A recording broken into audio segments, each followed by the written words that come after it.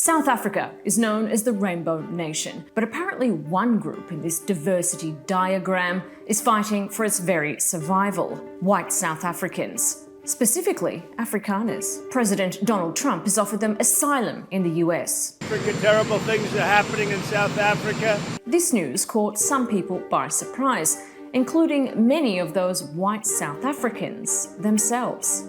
A day in my life as an oppressed white South African. I wake up in my shelter and my husband brings me coffee because it's too dangerous to go alone. I then need to wash, so I have a dip in our pool which is used for bathing and drinking as we have no running water. Then I sit down to apply for a job I'm not qualified for and cry when I don't get it. That's one of thousands of videos from white South Africans mocking their own privilege. So why has Trump offered them asylum? Well, the South African government passed a law to allow it to seize land, like farms, without compensation, but only in exceptional circumstances, like if it's abandoned.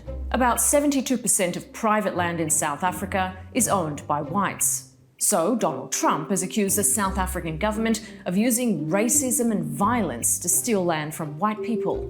He's also suspended all humanitarian aid to the country. So who are these Afrikaners in peril? They're descendants of mainly Dutch colonialists who, among their achievements, introduced slavery to South Africa and in 1948 made apartheid the formal government policy.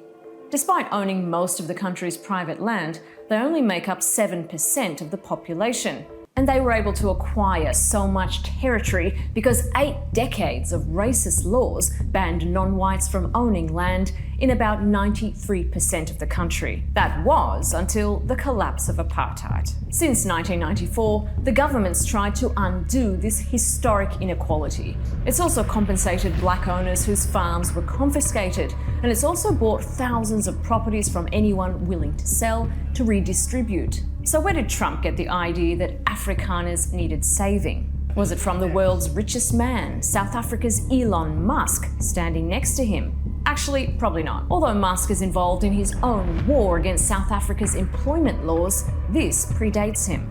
For years, Afrikaner rights groups have lobbied foreign governments for support, saying that Black South Africa has a plan to wipe them out.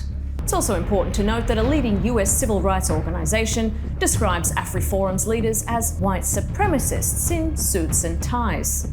So, is anyone going to take up Trump on his refugee offer? Here's more from the internet. USA, USA, USA. Hey dude, what's up? I'm moving to the USA, bro. Okay, why? Cause I just got refugee status, son. And why did you get refugee status? Cause I'm white, bro. While most Afrikaners seem to have dismissed the offer, others, like the people at this rally in Pretoria, seem thankful someone has finally noticed their plight. Mr. Trump, thank you so much. And in a country where a black household has only 5% of the average wealth of a white family, you do the math.